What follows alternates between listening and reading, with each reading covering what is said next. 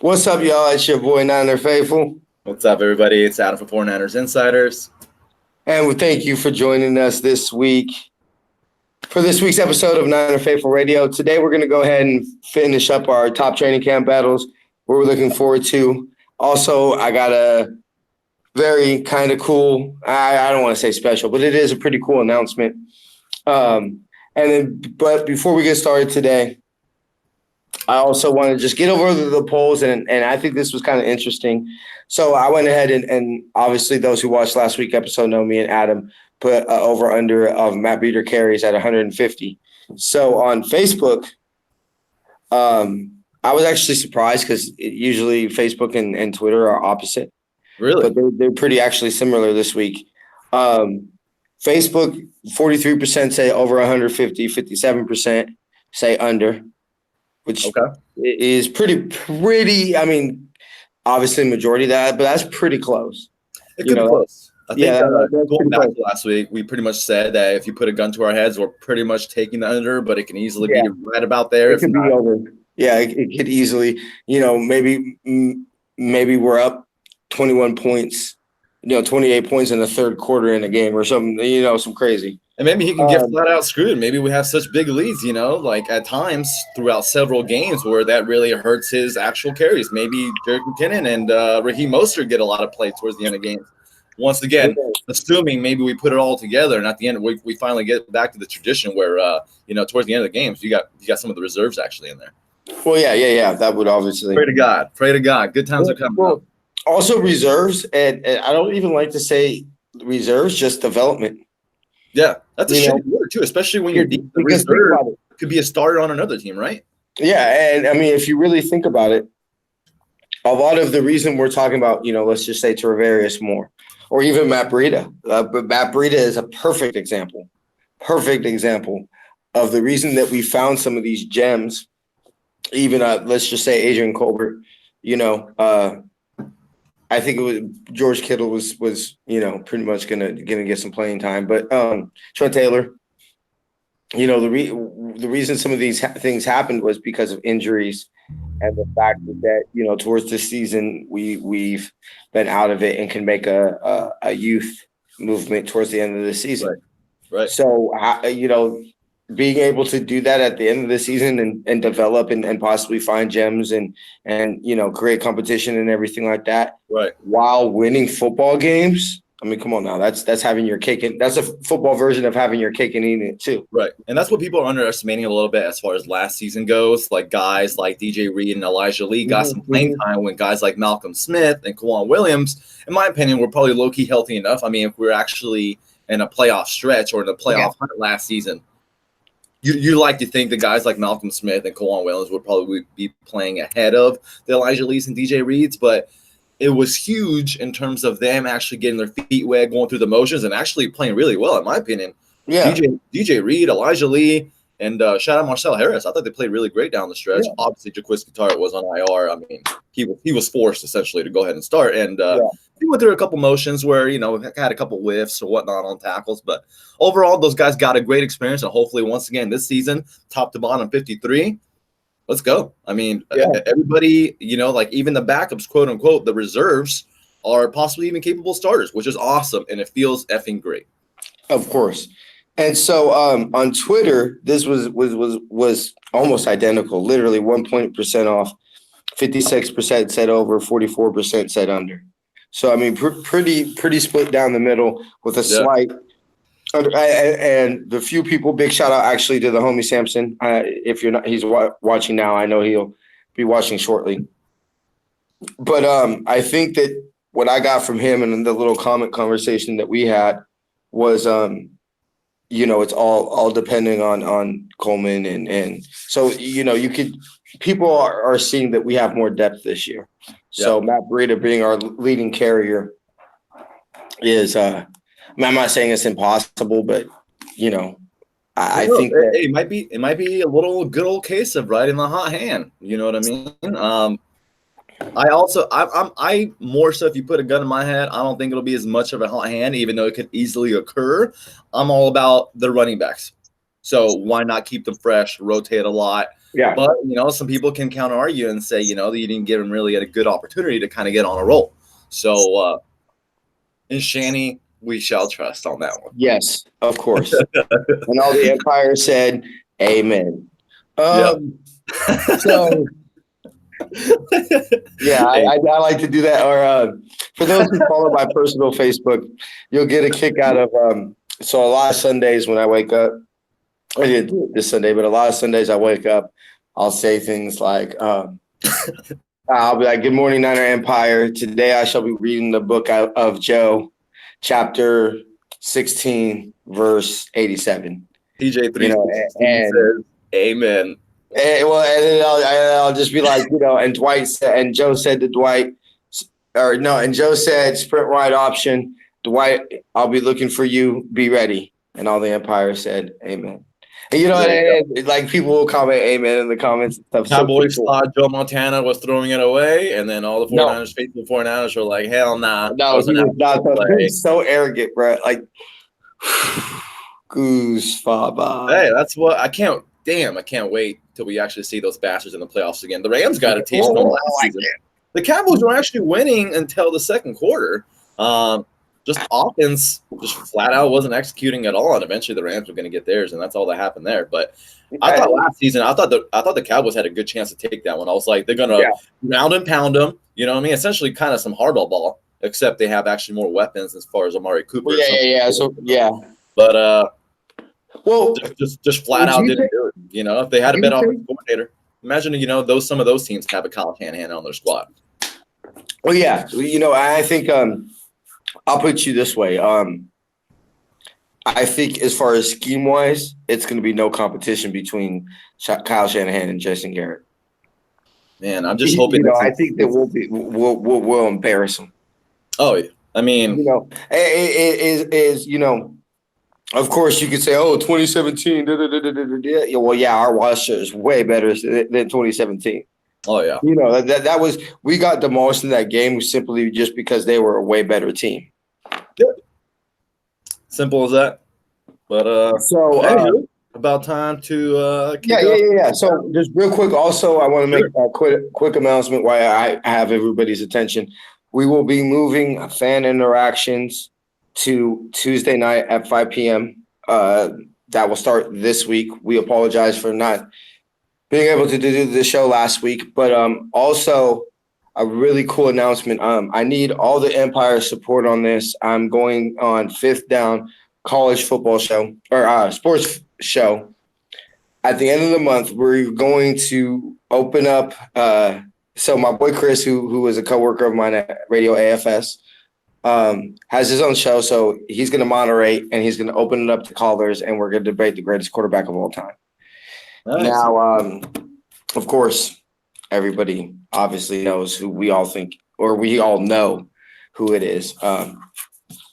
Anyway, I also like my new Niner sign. Big shout out to my best friend for getting that for me. But anyway, so come check us out. I will be sharing the link for that and everything like that. But yeah, let's go ahead and jump in to that. I'll let you go ahead and start off. What it was, Eric Armstead versus Solly Thomas. Yeah, that was like the biggest one we didn't kind of get into last week and whatnot. It's actually a pretty huge one, especially when you think about Arik Armstead being a free agent and pending free agent this next offseason. So very huge just in terms of, you know what I mean? You got to be able to see what you have pretty much for the last time and once and for all. You're going to possibly extend them or you're just going to go ahead and let them walk.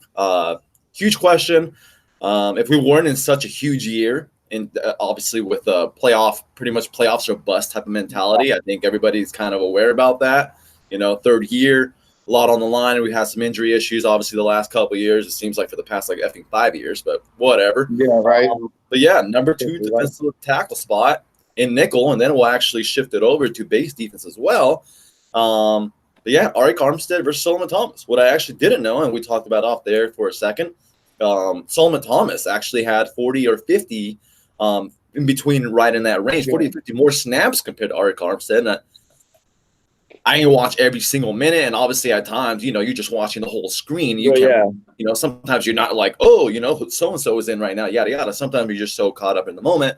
You got to look at the whole screen. I don't really like to focus in on particular players during a live game. I think it takes away from a lot of the other stuff that's going on. But Yeah, Solomon Thomas actually had more snaps, but Arik Armstead had 3 sacks compared to Solomon Thomas's 1 sack, and Arik Armstead actually had a PFF grade higher. And I know we always take that with a grain of salt because you don't know exactly 100% what their responsibilities and so forth are. But yeah, Arik Armstead was about like 77, if I'm not mistaken, and Solomon Thomas was about like 66, 67 or whatnot. So you can make the argument easily that Arik Armstead is going to be the one, or he should be the one deserving of more snaps. But we all know about Solomon Thomas's circumstances, missing OTAs his rookie season, obviously dealt with his sister's passing, which was huge. Played a big psychological factor. He actually even talked about it on camera, and I actually threw that video out there, but he said he didn't feel like himself again towards November. And if you kind of remember last season, he actually started playing it a lot better down the stretch. Now, he was actually used to his strengths more and playing inside more often. But needless to say, he said he didn't feel himself again. He was pretty much depressed to the rock bottom point. I mean, I wouldn't be surprised if he actually had some suicidal thoughts. I'm not putting anything actually in his mouth as far as that goes, but I mean, when somebody literally says that they were like showing up and pretty much just not into it whatsoever, he was pretty much just showing up just to show up because he had to. You know what I mean? If this would have been any other job, he probably would have took some time off. But, you know, it's football. Yeah, definitely. Can't have none of that, especially for being a number 3 overall pick. But needless to say, you can argue that Arik Armstead deserves more snaps and had the better production. Obviously, he did. But the funny part is, like we talked about as well, Solomon Thomas actually had 3 sacks his rookie season, and nobody was really praising him. Once again, the expectations of a number 3 overall pick. But everybody was praising Arik Armstead last season. I'm not saying he didn't play well, but, you know what I mean? Everyone's kind of saying, I like to say low-key breakout season because he finally was able to play 16 games. First time he'd done that since his rookie season. Obviously, he played in a very limited role his rookie season. But you put a gun in my head, I still like overall Solomon Thomas' skill set better than Arik Armstead. My money's on him probably to get more snaps again. And I think he'll be utilized a lot better now that we have 2 dogs on the edges with T. Ford and Nick Bosa. So, yeah, my money's on Solomon Thomas. But once again, kind of like we talked about with the running backs, shout out Ronald Blair, who's also out there. And in a tweet I threw out there yesterday, I said it might come down to Arik Armstead and Ronald Blair not necessarily battling each other heads on, even though Ronald Blair can play inside too. It can do some damage there as well. But 49ers might have to decide between signing one or the other. I think there's a less than 10% chance they'll both be re-signed. Who knows? Shout out Parag Mareth. You know what I mean? Maybe we work out a really, you know what I mean, team-friendly type of contracts where we're able to bring back both. But my money is not so sure on do so. There's even a possibility you let both walk. But at the end of the day, I think it's a great thing to be able to have the loser of Arik Armstead or Solomon Thomas come off the bench and rotating. So, you know, kind of like the NBA, the super 6-man, he might end up getting more minutes than the actual starter. And, you know what I mean? You want your best guy closing the games. So we'll see who that guy ends up being. But right now, my money's on Solomon Thomas. What is your case? So, well, Jason, basically, I want to give him a shout out. Now, I know we usually don't really go over the comments. We said that for the fan interaction show. But he said give Solomon a year at his natural position before making a decision on Armstead. And so, I mean, to me, this is what I do. Is I agree with that. I say we're the best position possible. Right. You know, win-win. We can force the best man to win. And, you know, that may be to fluctuate through the season, you know, who knows. But Solomon has the 5th-year option. Yep. And, you know, and so this year 3. You know, and he still has one more year after this year. Yep. So if Arik Armstead wants to sign a 1-year deal, or, you know, maybe even a 2-year deal, I'll even say maybe a 3-year deal under the right circumstances. Right. It's all about back. Money, right? If he's going to try to have us be I think it's a very hard contract. I think we sit down with him and we say, look, Arik, we like you. You know, we think that you're going to grow into this new role and everything. So here's what we're offering you. You know, maybe you could work on some of the languages and when you get paid bonuses or whatever, but this is what we're offering you. You want to be a Niner or not? Check this out. If he could get better and wants to leave, God bless you. You know what I'm saying? Kentavious Street and Julian Taylor are waving right now and saying they're pretty much going to have to be forced to marinate, in my opinion, this offseason. I'm sorry, Yeah. this throughout the season. They might get, once again, who knows, maybe we're up so much, or I don't even want to talk about injuries like that. So, but they're pretty much going to be forced to marinate because the 49ers have such a full house. That's why, in my opinion, I threw out there yesterday, I don't think Look at them cutting Arik Armstead comes back next season. And in my opinion, my money's on Ron Blair to get re-signed because he's your number 3 edge, and obviously had 5.5 sacks last season, which is nothing to sneeze at. Yeah. And then he can play inside as well, so he's more versatile. So my money is on Ron Blair getting extended. That's what I would do, but that's what I would do too. Like I said, over Armstead, you know how it goes. When teams are thirsty, they might toss a few extra dollars just Arik Armstead's way, and you know what I mean. Maybe it's a better opportunity for him to get more snaps and all that. Yeah. And it is what it is. But that is what if he is a high possibility this season though, and then he forces your hand, and you have to re-sign him. Maybe Solomon Thomas just like, I mean, honestly, can we take anything off the table? I mean, what happens? What happens if they both do so great, but like Armstead is maybe clearly better?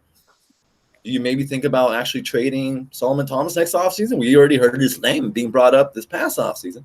But I think that was a little smoke as far as Quinnen Williams goes. It was like, I think the 49ers were trying to throw it out there that they were possibly going to move Solomon Thomas. So people thinking that we're going to take Quinnen Williams. I think that was what that was about, more so. Because his trade value was garbage last season. Let's keep it real. Yeah. Come on. So my money's on Solomon Thomas getting more snaps. Like I said, I like his overall skill set better than Arik Armstead. But no slouch and no disrespect to Arik himself.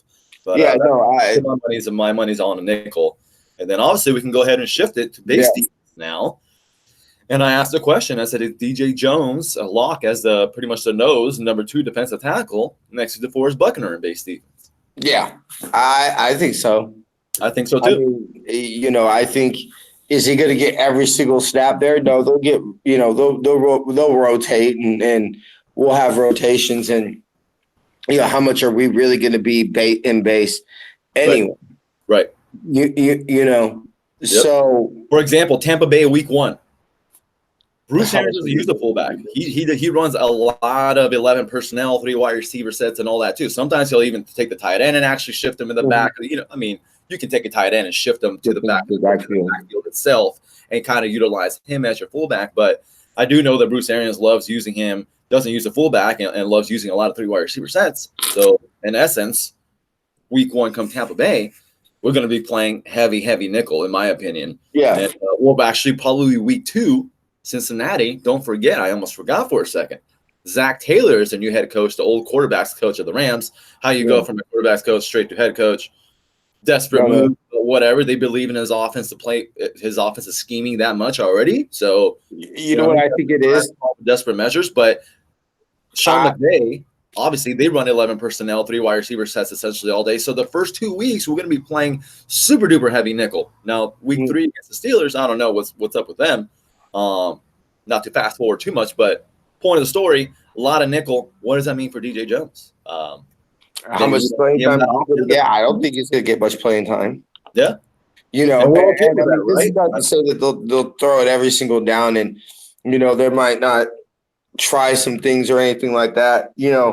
A hint at the announcement, we'll see things during training camp that will kind of dictate some things maybe. This, we only have one more show after this one. Next week will be our last show before we have training camp. Oh, Lord Jesus, thank you. Well, but yeah, I mean, I think base comes out, first time base comes out, DJ Jones is trotted out there.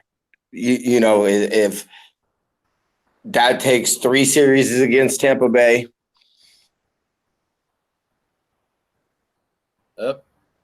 Might have lost him for a second.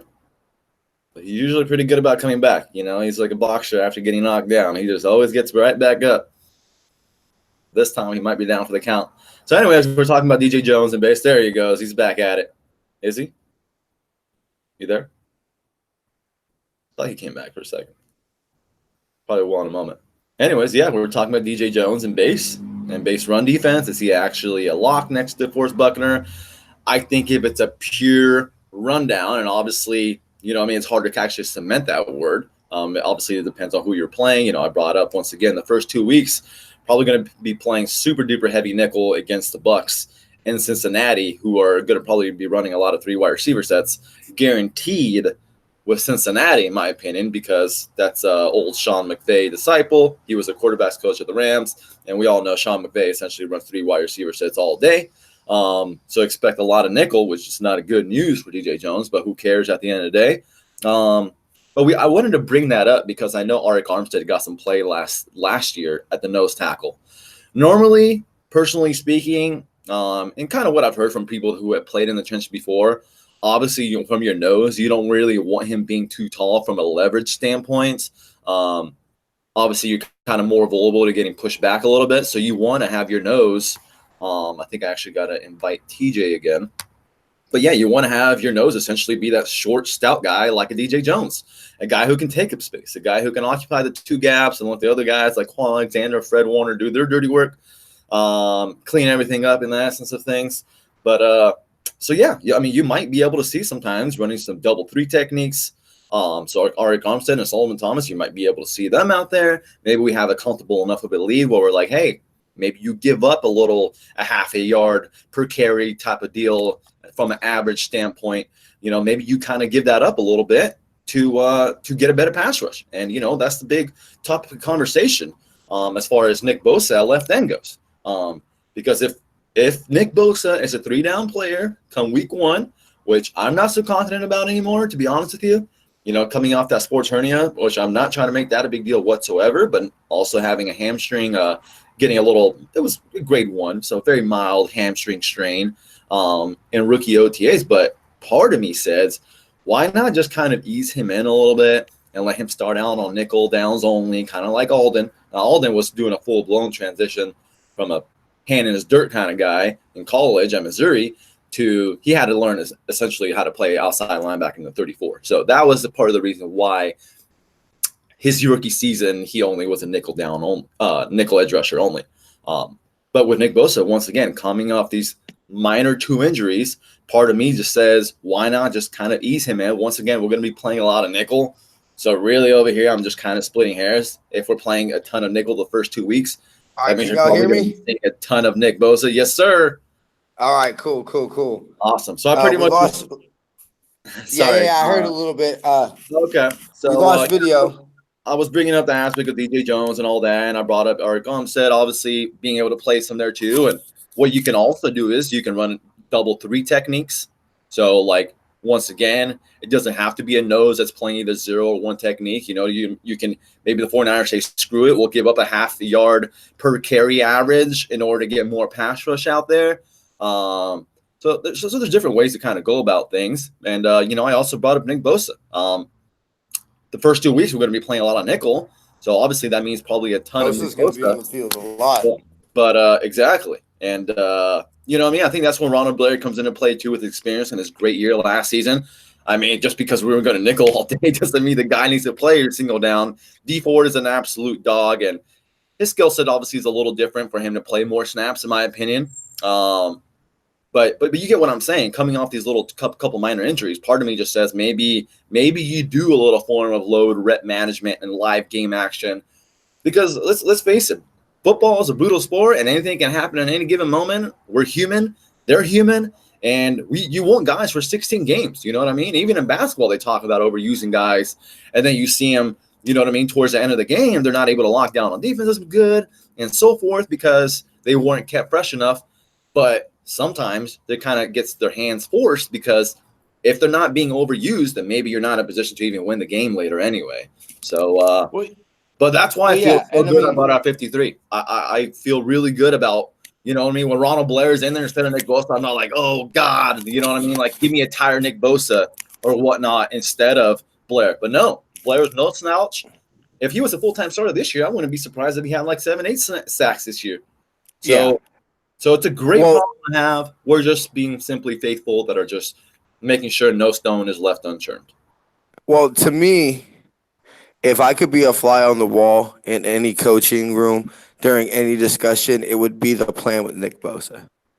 because the one knock that I don't think can be ignored about Nick Bosa is health concerns. Which is for every football player. So take that for what it It's a is. little, but he's gonna have to prove it to me, type of deal. What you're saying? Yeah. Well, this is what I've always said. Is people said people have asked me, they're like, TJ, what do you think about Nick Bosa? And they're like, Niner faithful, what do you think about Nick Bosa? And I said, ceiling, Hall of Fame player. Like, you know what I'm saying? That I believe that's his ceiling. I said floor, you know, Grant Wistrom. obviously bust. Which is the floor of any player, right? Yeah. I said where he'll probably be is a median in between the two, and the I said positive is I think that I think he'll be around the type of person that he'll probably miss some games over the course of his career. You know, he probably might not even ever play 16 games. Who But knows? when he's on the field, you'll notice that he's a big difference maker. Or I'll put it to you this way: is what isn't talked about, and this is what I think will separate Nick Bosa is. Cowboy, we all know the stories of him playing with basically one arm a whole season, and what he had to go through. So if Nick Bosa is going to be an every down player, he's going to have to be that type of player. So, can he be that type of player? If not, he's just going to be the type of player that he's great when he's on the field, but how often is he on the field? And I think that's the quote unquote downside of his And this is you what I think he's going to be. before he actually suits up before the regular season. This is Well, just off top of how you kind of feel about it. And obviously, well, yeah, and this is my thing. To you could end up being finally, right, I guess, get to my point. Straight up. Is it's something like 1,000 snaps that he's played at Ohio State over his course of his 3 years. And the knock has always been like he's going to be asked to play that in the season in the NFL. So where I want to be is I want to really, if I had to, Veritic serum for my, Harry Potter nerds that are listening, the truth telling serum. If I could get that to Kyle Shanahan, I would say, what's the plan? Are you going to limit his snaps, or is the plan to let him go, hey, gung-ho? And I don't think the plan is to let him go gung-ho. Yeah. And so to me, I would think I agree. I would like Ronald Blair as Take a things rotation, please. In my opinion. That's why I said, I don't think there's a rush and pressure just to be like, yep, we took him number 2 overall. Like you said, just kind of take the chains off and let him do whatever. I mean, in my opinion, that wouldn't be the smart decision. Whenever you're working your way back from any type of injury and you go to the gym, you don't just go back to doing your whatever the hell you were doing on the bench and don't properly get to that point. You got to monitor yourself. You know what I mean? Start out with the plates and add a little more. You know what I mean? Especially once again, coming back from injury. You don't just go straight to whatever the hell you were doing before. Hey, that's what I was doing before. I'm going to go right back to it. It wouldn't be the smart decision. That's why a lot of people get re-injured easily. Working your way up, obviously, if you feel a little something, like I said, it's like a particular body part, let's just say you have a little shoulder issue or whatnot. If you feel a little something, you probably don't want to continue to put further and further load on it. You might want to actually see, at this certain weight, how many more sets I can do or whatnot. I'm just using an analogy over here. And all right, how does it respond after? Does it feel pretty good the next day? Whatever. Didn't have any setbacks? Great. Then next time around, go ahead and add a little further weight or whatnot. If that makes sense. Yeah. Monitor as you go, I think, should be the plan. But, hey, time will tell. And you want to shift over to the next battle? Yeah, so Kalen Smith, Ross Dwelly.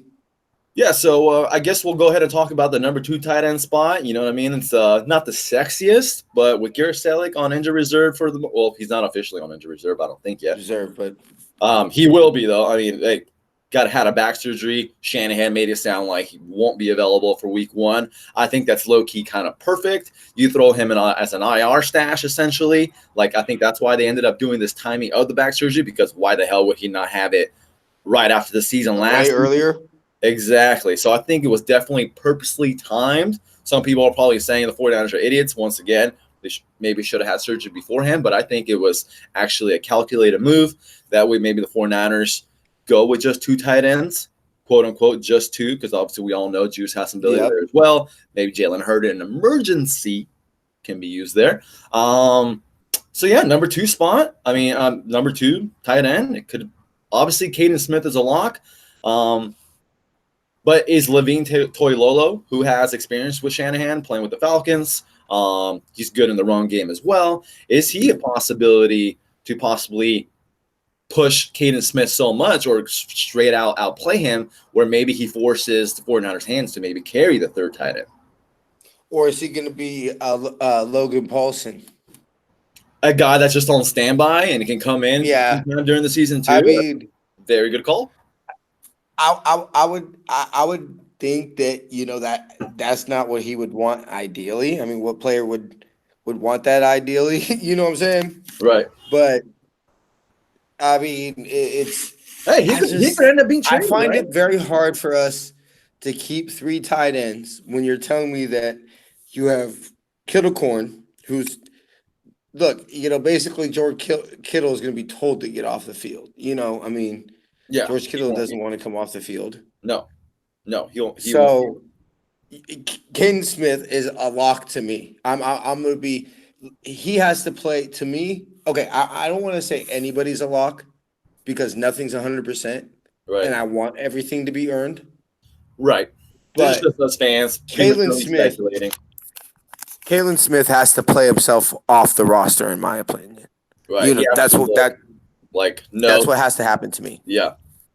Well, I mean, he was taking advantage of college defenders, obviously, and he was able to get by with his lack of speed. And honestly, going back to remembering guys like Jason Witten and shit, and he actually is coming back this season. We'll actually get to see what he's made of out of this season coming out of the booth and going back on the field. But what if Caden Smith is simply the NFL level and the speed and the length and everything of the game and and all that? It's like it's too much overwhelmingly for him. I understand he's a contested catch god. That's what I put out a tweet out there of a couple of video clips the other day. And like I said, I'm rooting for him hard.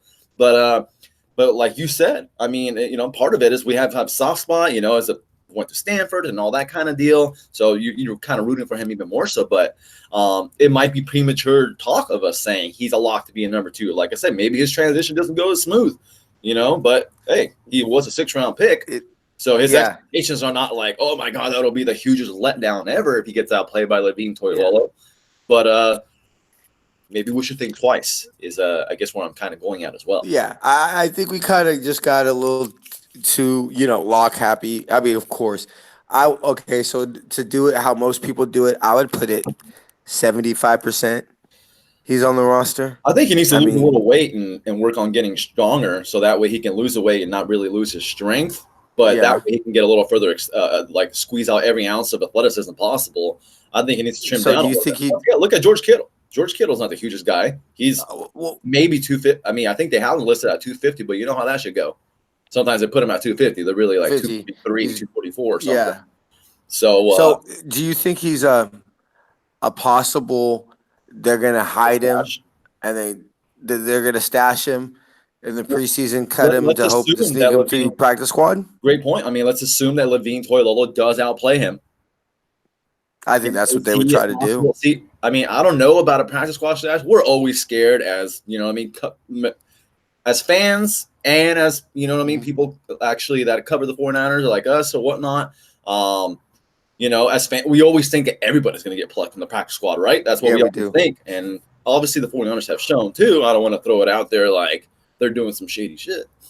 But the IR stash, we've seen it plenty of times. Yeah. That's what I mean. That essentially guarantees you. Joe Williams. Joe Williams. Great drop. I'm trying to remember other guys, but trying to stay focused on the topic. But yeah, of course. It hasn't been a thing that we, like we've shown that we've can kind of make a move or two like that. So part of me says like, oh, you're possibly risking him getting plucked off the practice squad. But this day and age too, you're able to give some practice squad guys a little more money than like the traditional salary for practice squad. So maybe that's always good enough.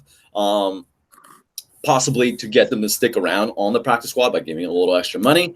But somebody comes calling, they have a better opportunity, and then say, "Hey, you're going to Well, play also down for us." Maybe they say, "Screw it." it But you know what the beautiful thing is, especially on offense, why would you want to leave Kyle Shanahan's system if you know? that's what I'm saying. So look, I think we have the ultimate bargaining chip. It's that, Stick around you with know, Shanny, you're going to eventually. exactly. Yeah. So it's okay. So if you're a player who wants, okay, it boils down. You could be like Joe Staley, who said that he always wanted to play for one organization. Just that was his goal when he got drafted. He wanted to play for only the organization that drafted him. Mm-hmm. Or you could be that player that says, "Hey, look, eventually I want to get broken off." So okay, 3-year contract. So in 3 years, at the end of my third season, going into my fourth season, I want to be broken off. So if you're Ross Dwelly or just whoever, why would you not want to stick around with Shanahan? Right. Who he's going to, whatever production and skill you have, he's obviously going to maximize it. So that to me maximizes your paycheck. Yeah. In the long And run. so at the end In of the the long day, run. it comes down to, do you want to be a Niner? You know, and also it boils down to, look, if you don't want to be here with Shanahan, I'm pretty sure there's plenty of people that would love to pad their stats with him. Yeah. So I mean that's how it boils down to. Yeah. Okay, so to move on, real So at the quick, end of the day, once again, our favorite part, put a gun on my head. I think Katie Smith yeah, is taking the number 2 spot. I was just simply making a case for Levine, and obviously we were making a case of, hey, IR stash, practice squad, who yeah, knows? Are we maybe overbanking on Kaden Smith? But I think at the end of the day, he'll just manage to get it done. Kind of pretty much the way he did in college, too. Just found a way to get it yeah, done. Made red zone threat, opportunities, which is clutch.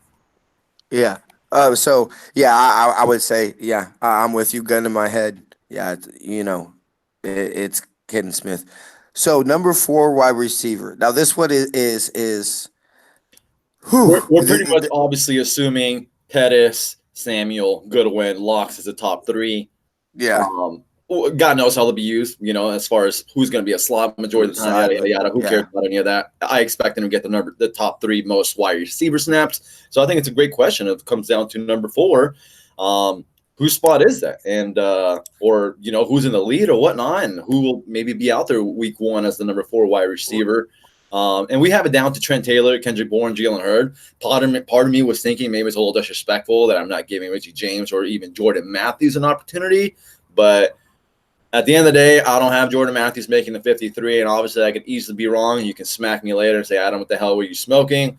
I'm just going in all in youth movement. I think it's pretty much I'm going to have Richie James as my number 7 wide receiver and pretty much your special teams ace. I don't want to risk injury to a guy like Pettis or whatnot to be back there on punt returns or even kick returns. So I pretty much have James as the number 7 wide receiver. As a special teams ace and a guy, like I said, to prevent injuries from others. And I really like his wide receiver ability as well. But back on point, number 4 wide receiver. Is Trent Taylor in the lead for that right now? yeah. Well, I mean, Because we took number Jalen 4 Hurd, picked him receiver. 7th See, overall for a reason. You know what I mean? well, yeah. See, so number 4 receiver, I think he's your third down slot.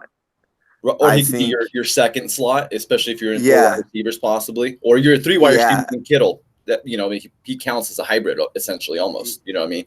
Well, yeah, and I mean, to me, I know I've harped this in, and people might be irritated about hearing it on the show, but I keep on saying that the chemistry that Jimmy G. Cool showed with Trent Taylor, Yeah, in 2017, that can't be overlooked. And at least the first month of the season, I agree. maybe month and a half, first 6 games, they just can't be overlooked. So Now that he's what 100%. makes me Now that he's 100% what healthy too. yeah, exactly, and he's healthy. So to me, what made it real interesting to me was Kendrick Bourne, versus Jalen Hurd, because obviously Jalen Hurd's a lock to make the roster, Oh yeah, 100%. and anybody who listens to the show with regularity knows that we're huge KB fans. Yep. I love me some KB. Yep. So, but to see them in a battle for a roster spot, that man, that gets For number real 44. fast. You know what I mean? Like You he's know, gonna be out there. and so I would think I would think all things equal and Jalen Hurts ready, then it would be Jalen Hurd. But Where my mind is if at, Jalen Hurts, go ahead. I just I have a problem to believe that Jalen Hurd is ready to be marched out there. What if you have 70 offensive plays, 15 snaps a game? And You here's know? something I was going to bring up about some position battles elsewhere that we've already discussed the stuff as well. And sorry to cut you off there. I think it also might come down to simply the opposing personnel. Once again, if it's a Yeah. smaller corner compared to a taller, like you know what I mean, it could be an offensive lineman, for example. Maybe he struggles against more speed, so that you have Solomon Thomas out there instead. Maybe a guy doesn't take strength on as much, so maybe you have Ari Carmston in there as well. So what I'm trying to say is, as far as wide receivers go, it could be based off of the matchup. It could be based off of where you're at. Once again, you're in the red zone or whatnot. You want a guy that's taller. You know what I mean? He has a bigger catch radius compared to Trent Taylor. But once again, you have Trent Taylor as the number 4 wide receiver going up against your second slot. I really like that matchup. So right now, Yeah. my money's on Trent Taylor is going to be the number 4 wide receiver come week 1. And once again, too, he's going to be out there on some 3 wide receiver sets. It's not like, once again, I expect Pettis and to be out there every single down. But yeah, what I'm saying. Maybe some plays they take good one off the field. Maybe on occasion, maybe they take Samuel off, whatever, yada yada. And Trent Taylor ends up being a 3rd wide receiver. But let's just say once again, those guys are lost to the top 3, and we're talking 4 wide receiver sets essentially. I got my money on Trent Taylor.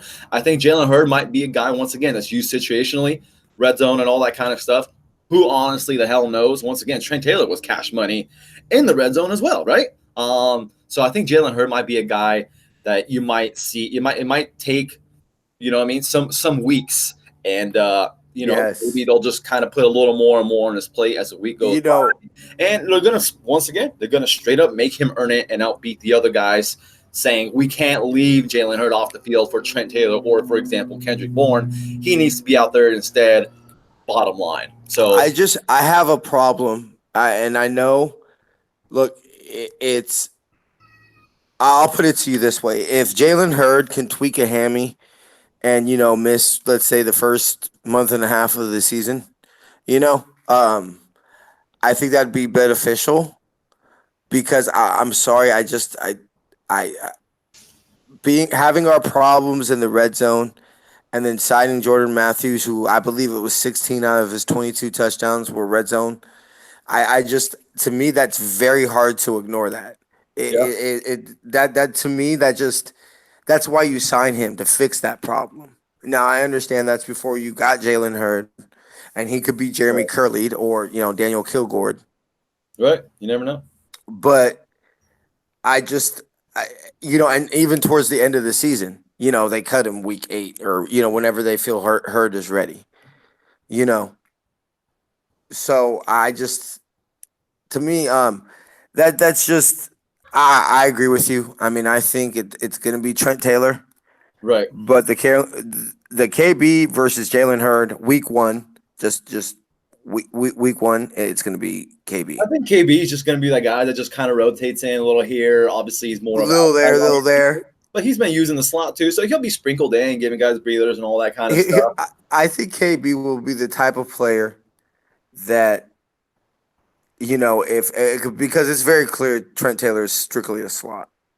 Right, 130. 100% strictly a slot. Yeah. So KB will play a lot of snaps because, he won't play one position a lot, but it'll be like, okay, well, we're going to take Goodwin off for a few snaps. Okay, well, KB's going in for Goodwin. Exactly. And then, okay, well, Goodwin's back now. We need to take out Dante Pettis. Okay, well, KB's going to go in for Dante Pettis. And then before you know it, he's played half the snaps. He's just played, them at 2 different positions or maybe even 3, And I think that's how KB is going to be used. Guy off the bench if we're using an NBA. Exactly. Or your utility, or to give a baseball reference, your utility man off. Oh yeah, I like that. Yeah. He can play second, he can play third. He can play second, he can play third. You can double switch him, and then that's just kind of KB. switch hit. And, I think that's okay because that's going to carve him Right. out a roster spot. And honestly speaking, And that's you have to use that to your advantage if you're Shanahan. And once again, too, I mean, there's a fine line of saying that. Once again, people can be like, Adam, you're smoking. You're never taking Dante Pettis and stuff off the field. I 110% agree with that. But keeping guys fresh against guys that are more worn down, I mean, come on now. You have to use that to your advantage, right? So, I mean, it gets to a point, too, that's like you can't just simply say this guy is more talented even if he's not as fresh. I mean, if he's still getting it done, even not being that fresh, I mean, it is what it is there, right?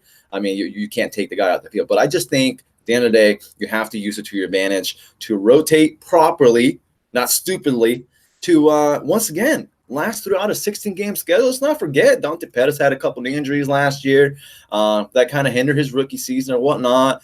Marquise Goodwin obviously got a little cheap shot in the week one, which kind of derailed back a little bit his season. But you get what I'm saying. It's a long season. If we're possibly have playoff hopes and expectations, I want to make sure all our guys are there for the playoff hunt. Down the stretch in November, December. So sometimes we just think it's a little too Madden-like that, like, these guys are playing every single snap, every single down. And you know what I mean? But just like Madden, sometimes you got to be able to exploit the opposing, who you're playing against, and depending on the personnel they have. So I think, like I brought up about a minute ago, is maybe obviously you play certain guys depending on the matchups and the situations. So okay, first of all, I had to I have to do this. Somebody had responded to your tweet that we had pulled out for the show, and it said Verrett will be on the outside, Verrett versus Spoon. But I love it because his Twitter handle name is Dante Pettis Stiff Arm. Oh yeah, I've talked to him before. The reason why I just love his profile picture because it's just Dante, Pettis's stiff arm and everything. Right. So I had to like it and everything. Yeah. But the reason why I brought that up, as we talked about last week, sorry to cut you off. I hope Dante Pettis stiff arm is watching. I brought that up because let's go ahead and say, once again, Verrett is healthy. He wants the outside spot. The reason why I brought up, like we've talked about this before, the reason why I brought up Verrett versus possibly Kwan Williams, what if Ahkello Witherspoon is balling that much, and based off the matchup, you can go ahead and put him on the outside, even if we're talking 3 wide receiver sets right now, obviously. Then I brought up Jason Verrett versus Kwan Williams because against in a 3 wide receiver set, what if Ahkello's balling so much, and we all know Jason Verrett is a beast inside as well. Maybe that is your best 3 trio instead of Kwan Williams. So Kwan Williams, sorry, maybe you're on the bench unless it's a fourth, unless you're talking 4 wide receiver sets. Then then you're battling with DJ Reed. Then you're battling with DJ Reed. You're battling, But Williams, Kwan Williams might have to fight for his roster spot this year. Excuse me? I said Kwan Williams might have to fight for his roster spot this year. Yeah, he might. I mean, and I've said it before when we did, training camp battles, and we kind of, gave our 53-man, kind of projection. And when we broke down cornerbacks, I said our best secondary, or at least as far as corners are concerned, our best secondary is, I believe right now, speaking before practice or anything, is Sherman and Spoon on the outside and Verrett as the nickel. Right. I believe that this is a 3 wide. That is our best. Scenario. That is our best backfield. I mean, to me, that's our best backfield, and I don't even think it's close. It could be, and you know what kind of comes to mind? Let's act like we're playing the Rams right now. And let's act like Cooper Kupp is healthy, and he's pretty much a big slot. That's how McVay uses them. He uses them in the slot pretty much X amount of like 95% of the time or whatnot. Robert Woods and Brandon Cooks on the outside, and obviously he shifts Cooks to the slot and whatnot, but he uses Kupp the majority of the time at the slot. So Kupp is like 6'2", if I'm not mistaken, 6'3". I don't think he's somewhere around there. 6'1", 6'2", whatever, and change, whatever. So do you put, let's just say he's 110% healthy. Let's act like Ahkello Witherspoon is still balling. I mean, do you put a Jason Verrett on a guy like Cooper Kupp who's 6'2", whatnot? Exactly. But Kwan Williams, matchup based. He's short too. So let's not act like we have and Ahkello Witherspoon is strictly kind of an outside guy. He's not a slot guy. So you can't just be like, oh, we're going to put Ahkello on Cooper at the slot. He's not really as used to it. Maybe he's been working on it. Only God knows exactly what's been going on behind the scenes. But I wanted to throw it out there. Like I've talked about before, it's kind of like a Chris Harris situation with the Broncos. And now we have Joe Woods as a passing game coordinator. But essentially, the Broncos used to shift Chris Harris and 3 wide receiver sets to the slot, and they used to put Bradley Roby in So, there. In there across from Aqib Talib when they had him at the time too. So I think it'd be a scenario like that. Once again, sorry, Kwan Williams. If Akilla Witherspoon's balling, Jason Verrett is balling, Kwan Williams is probably on the bench in 3 wide receiver sets, in my opinion. And Jason Verrett he can go up against taller guys too and still get it done. well, so we'll kind of wrap it up with this last point, but what just kind of popped in my mind right now was, what if it's Verrett and Sherman in base, let's say 21 personnel. And assuming Verrett is healthy, and that's probably going to be the case. Exactly. And then so Spoon would come in for Verrett, and Verrett would shift to nickel. I think that's probably what's going to happen, in 21 personnel. And sorry, John, I mean, if you're on the bench, I mean, it is what it is. I'm also not going to trade you because I also want that def and I'm greedy. So tough luck if that's the case, right? Exactly. All right. Well, before we get out of here today, I have to pull up the show notes. I'm sorry, y'all. I was doing 8 million things at once. Remember to shop Niner Faithful Radio Shop for officially licensed gear from 49ers Shop, NFLShop.com, Fanatics.com, Target, eBay, Amazon, and more. Visit NinerFaithfulRadio.com/shop or like us on Facebook at Niner Faithful Radio Shop. Join our Patreon's reward program for as little as $1 a month. You can get special perks like 10% off of Niner Faithful Radio Shop, and invite to join Adnan and I on a segment of Niner Faithful Radio, and much more. Visit www.patreon.com/Niner Faithful Radio, or visit our YouTube channel or NinerFaithfulRadio.com. Go to SeatGiant.com, use the promo code Niner Faithful Radio, all one word, and save on all theater, concert, and sporting event tickets, as well as help out the show. That site again is SeatGiant.com. Niner Faithful Radio is now trying to monetize on YouTube, as y'all know. So go ahead and hit that subscribe button and go ahead and watch the show. And once we get to 4,200 watch minutes and 1,200 subscribers, we're going to be giving out a ticket to go to a Niner game, an invite to Empire Row for the tailgate, and a ticket for you to come check out the Niner Museum, which pretty soon will have the T.O. statue in, the section that has all the Niner Hall of Famer statues. Now that's class. Want to ask Adam or I a question? Go ahead and join us on our fan interaction show live on Castbox every Tuesday at 5 p.m. Pacific. We're going to go ahead and share the link on Niner Faithful Radio's Facebook, Twitter, Instagram, and all that good stuff. We're going to go ahead and throw it up on NinerFaithfulRadio.com as well. Participate in our weekly polls for prizes each week on Facebook and Twitter. We have a weekly poll question, and all you have to do to win is vote, and we will give away a bunch of cool stuff. Visit NinerFaithfulRadio.com to join, or to visit NinerFaithfulRadio.com to read all our blogs from Nothing But Niners and Sports Elite, get the show notes, and visit all our advertising and sponsorship packages. If you're listening to us as a podcast on Apple Podcasts, Spotify, Google Play Music, Google Podcasts, Stitcher, Spreaker, Blueberry, or TuneIn, please subscribe and give us a review, because it really, really, really does help the show out, and we need to get our listeners up. If you're watching the show on YouTube, please subscribe and hit that bell to make sure you don't miss a single video. Also, give us a thumbs up and comment on what you thought about the video and any suggestions you have on to make it better. So the big announcement that I have saved it for the last thing that we're going to do today.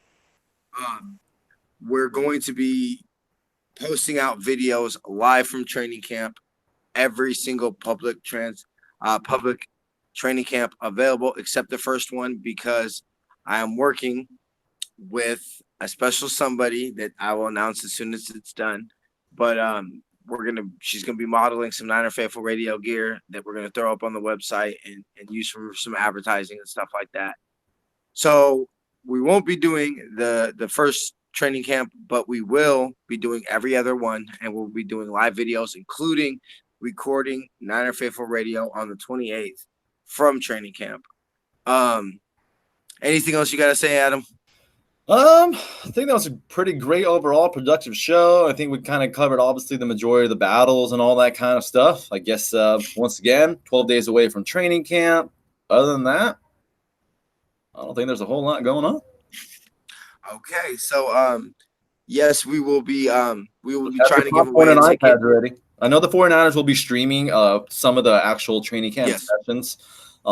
They usually kind of do it more so in the beginning. They don't Yeah. want to kind of everybody to kind of see exactly what the hell they're doing as far Yeah. as scheme and all that and routes and all that kind of shit goes. But yeah, have everything ready to go. You know, if you possibly need to be in the market to kind of get yourself a little type of device to be able to watch some of those live stream sessions. Obviously, they're really cool, especially as we're all itching for football to come.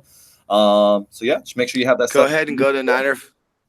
If you need to get a phone from, maybe Amazon, you can go to ninerfaithfulradio.com/shop. There you Click go. on the Amazon link and go buy it from there and help the show out. Hint, There you hint, wink, wink. But yeah, we're gonna be doing that for officially from training camp. We are also doing the fan interaction show on Tuesday, so we might be just doing a fan interaction show from training camp if there's a Tuesday. I'm pretty sure there's a Tuesday. On a Tuesday. On a Tuesday. Anyway, you can tell we're juiced, bro. I can't wait. It's so what I'm trying to do for everybody is we're gonna go ahead and try to get a ticket to give away for the first practicing in pads. That's what I like to do. That's kind of my little tradition on the show. So I have not found out anything about when they're putting on pads. If you could tell me that, I would greatly appreciate Can you it. be So I dressed know what in date to all get the ticket pads and for. just run out on the field and say YOLO? What happened? So can you actually be in all pads and just at one point just say YOLO and just run on the field and see if you can go heads up with Defo? I'll do it, bro. I'm down. Let's do it. Get arrested right on live. Yeah, right. That would I'm be just good. let's go. Yeah, Running on the seriously. field. Imagine though 1 rep though. How badass would that be? I don't even care if you That get would be 10 so games. dope. Yeah, that'd be Go awesome. against Joe Staley. Yeah, That'd be so awesome. Yeah, just one pass rush snap. Just go full Rudy. Just full Rudy. Anyway, so also make sure to join. I'm pretty sure we're at that point. Go ahead and follow Adam at 49ers Insiders on Twitter, and go ahead and follow Niner Faithful Radio on Facebook at Niner Faithful Radio, on Instagram at Niner Faithful Radio, and on Twitter at Niner Faithful R. We shall see for Super Duper Moderator Kim, for Adam. I'm Niner Faithful. We shall see y'all same bat time, same bat channel. Till then, faith, love, and happiness. Go Niners. Peace out, everybody. Have a wonderful Sunday. Oh, wow. Now I wanted to go to video.